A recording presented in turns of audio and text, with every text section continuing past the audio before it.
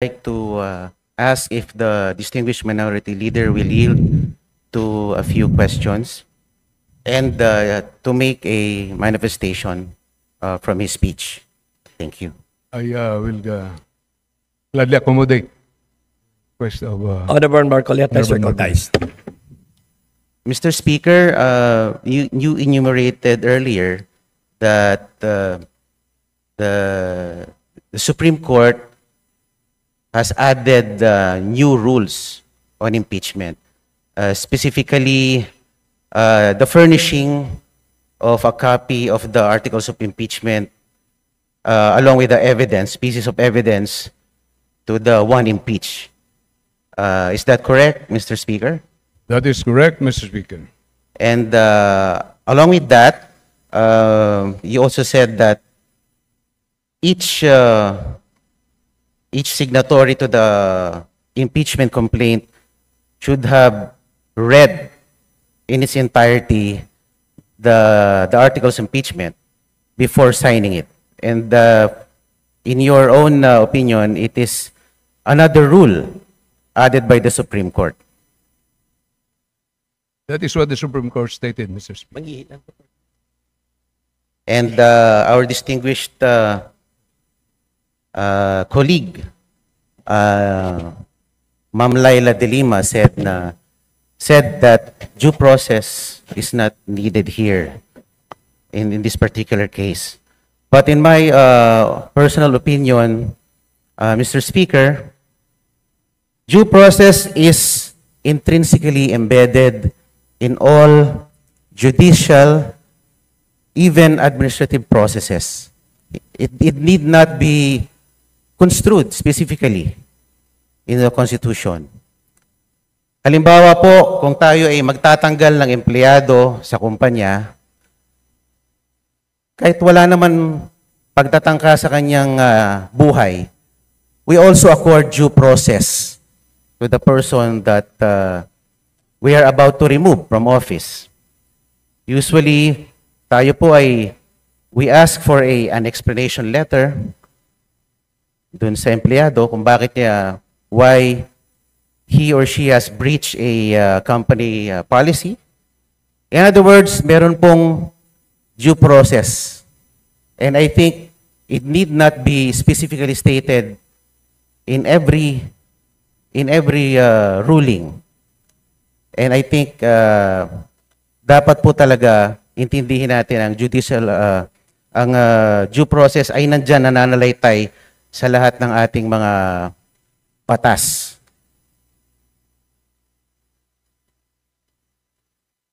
Mr. Speaker, ang impeachment po ay a class of its own. May tinatawag na substantive due process, procedural due process, administrative due process. At dito naman sa impeachment, sinasabi po ng kanina sa interpellation na ang process na ito, pag pumirma ang 1/3 of all the members, hindi naman nawawala ang sabi, wala dito yung due process dahil ang penalty dito, sabi po ng Honorable De Lima, ay removal from office, ang pinaka-harsh na penalty. Hindi yung katulad sa criminal or administrative. Pero, Madam Speaker, sa ganang impeachment po, ay pag pumirma po ng 1/3 of all the members of the House at sinumiti po ito sa Senado, nandoon pa rin ang due process. Kasi doon po ay may karapatan makinig at hear yung mga depensa po ng ini-impeach. Opo. Kung ito pong impeachment ay alang-alang sa accountability, hindi po ba dapat natin habulin ang Vice President sa Ombudsman at sa ibang mga korte? Sapagkat sa tingin ko, kung ang sanction lang ng impeachment ay tanggalin ang Pangulo sa kanyang pagkakaupo, hindi po siya mananagot ng maigi dun sa kanyang alleged misuse of confidential funds. Di ba dapat managot din siya sa kanyang di umano'y idinispalto na pera? Di po ba? We should seek other remedies like cases before the Ombudsman at ano pang mga korte? Madam Speaker, yung privilege speech ko po ay hindi po tungkol sa paghahabol sa Vice President. Ang privilege speech ko po ay tungkol po sa desisyon ng Supreme Court na gumawa po ng maraming requirements sa House of Representatives tungkol sa impeachment na exclusive power of the House of Representatives. Ganun po ang aking binitawang privilege speech, Madam Speaker. Just to reiterate, the topic of the Honorable Marcelo Libanan, our Minority Leader, is Senate action to archive the impeachment case of Vice President Sara Duterte. Mr. Speaker, distinguished Minority Leader, yung po bang sinabi ng Korte Suprema ay are we being precluded to initiate impeachment complaints or we're just being taught on how to file a correct impeachment complaint by complying with procedural steps? Tayo po ba'y binabawalan talaga ng Korte Suprema o tayo tinuturuan lamang kung paano maghain ng tamang impeachment complaint? Before the Minority Leader responds, since the question of the Honorable Marcoleta is directed towards the action of the 19th as well as the 20th Congress, may we request the Senior Deputy Majority Leader to respond? Madam Speaker, we appreciate the exchange of the gentlemen regarding the impeachment as well as the decision of the Supreme Court. May I be allowed to raise a point of order, Madam Speaker? May we know the point of order of the Majority Leader? Madam Speaker, the discussion has been towards whether or not the House can exercise certain powers, especially in initiating impeachment complaints. However, may I remind our members that we have a pending motion for reconsideration with the Supreme Court. Thus, we cannot discuss the same with finality this afternoon during the privilege hour. May I request the gentlemen if we can hold further deliberations, heated deliberations in the future, so that we can wait until our motion for reconsideration has been decided with finality by the Supreme Court. What does the Honorable Marcoleta say? May I proceed with my manifestation, Mr. Speaker? Madam Majority Speaker, Leader. can we let the Honorable Marcoleta finish his manifestation before we proceed to the next speaker to avail of the privilege hour? Thank you, Madam Speaker. Majority Leader, I believe the Honorable Libanan as well as the other members of the House are actually, we have 22 members listed for the privilege hour. That's right, Madam Yeah, Speaker. so I believe a manifestation can be taken up at the appropriate time once the privilege hour has been closed. Madam Speaker, I have already registered my intention to make a manifestation. Madam Speaker, a manifestation would be in order. Let's allow the Honorable Marcoleta to finish his short manifestation before we conclude the privilege speech and refer the same to the Committee on Rules. The Majority Leader's request is hereby granted. Thank you, Mr. Speaker. Sa pagtatapos po ng 2024, sinabi po ng ating mahal na Pangulo na ang impeachment ay hindi importante. Sabi niya, this does not make any difference to any single Filipino life. So why waste time on it? And despite the admonition of the President, the House, through one-third vote, transmitted the articles of impeachment to the Senate. Why didn't we heed the call of the President? Why did the HRR defy the President's pronouncement? Gusto ko lang pong malaman kung bakit ganon. Parang hindi natin sinusunod ang mga pahayag ng ating Pangulo. Before the Honorable please proceed. Opo. At nung July 25, the Supreme Court, sabi nga nila, inilang dineklara ng articles of impeachment ay unconstitutional at void ab initio. At pagkatapos nun ay nakarinig tayo ng mga pahayag mula sa House members na tila baga tinatakot ang ating mga maestrado na pwede kayong ma-impeach din tulad ng Vice President.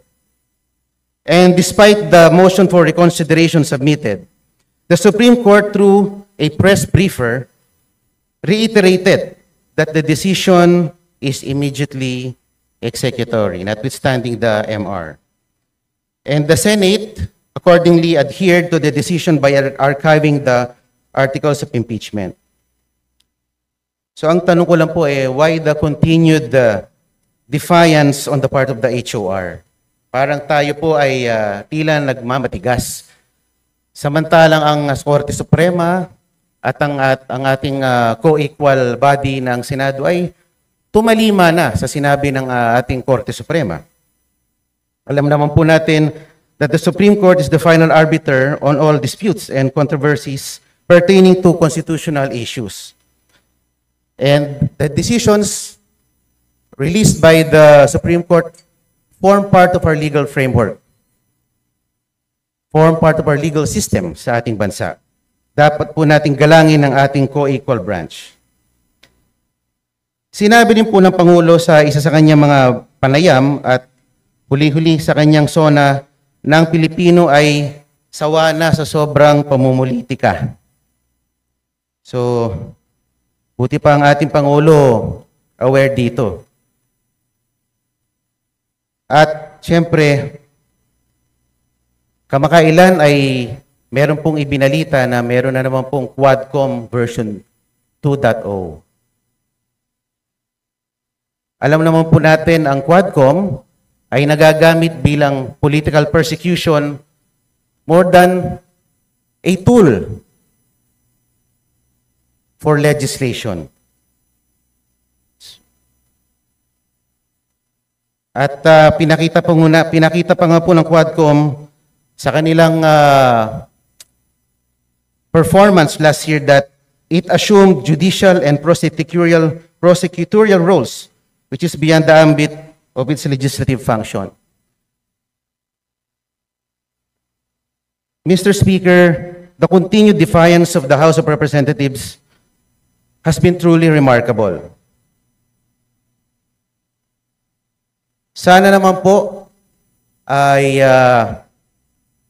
baguhin na natin ang ating estratehiya. Sa akin lang naman po. Dahil ako'y miyembro ng 20th Congress, bakit hindi po natin baguhin or reassess ang ating strategies?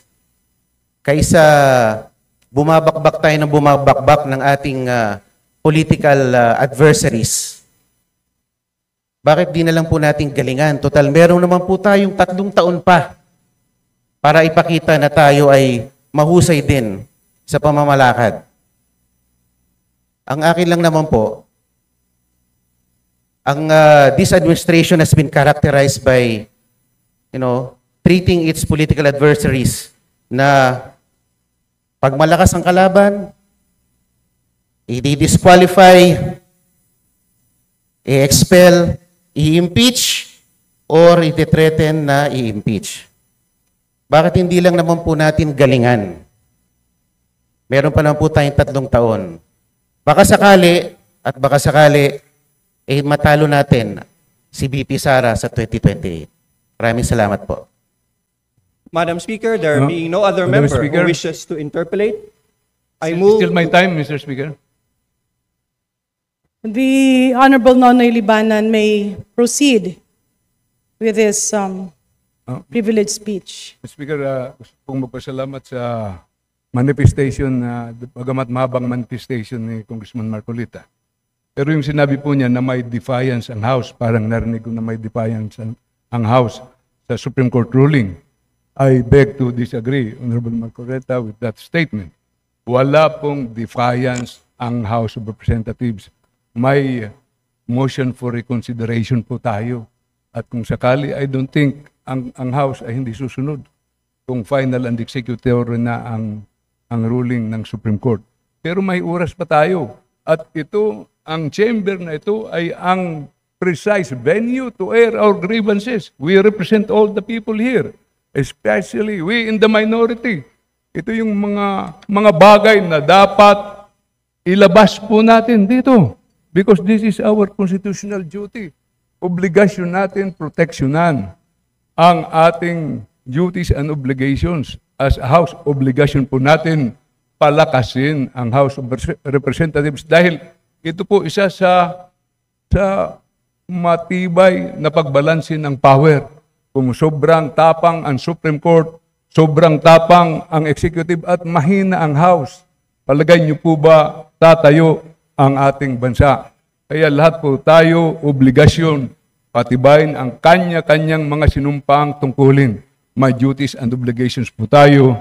At kahit po masakit, kahit mahirap, kailangan natin ipaglaban ang ating konstitusyon. Yan po ang napakahalaga sa lahat. Maraming salamat po, Madam Speaker. Maraming salamat po sa aking mga kasamahan po. And if I may move, Madam Speaker, I would like to erase from the record the statement of the Honorable Marcoleta that defiance of the House of Representatives. Hindi po tayo nagde-defy. So move, Madam Speaker. There is a motion to delete from the records the statement, "The House is in defiance." Do I hear that right, Minority Leader? So any attribution to the statement of the Honorable Marcoleta stating that the House is in defiance of the Supreme Court ruling is hereby deleted. Majority Leader. Mr. Speaker, I am amenable to substitute the word defiance if the body will so allow. With the permission of the Majority Leader, Mr. what's Speaker. the It was my time. He was only availing of my time. yes. The honorable gentleman has not been recognized and have not taken my seat, Madam Speaker. For the record, we are in the privilege hour. The Honorable Nonoy Libanan has his time. He delivered his privileged speech entitled, "Senate Action to Archive the Impeachment Case of Vice President Sara Duterte," and the Honorable Marcoleta has signified his intention to interpolate and then later on make a manifestation. There has been a motion from the Honorable Minority Leader that statements attributing to words such as defiance be deleted from the records. The Speaker has taken action on that. May we now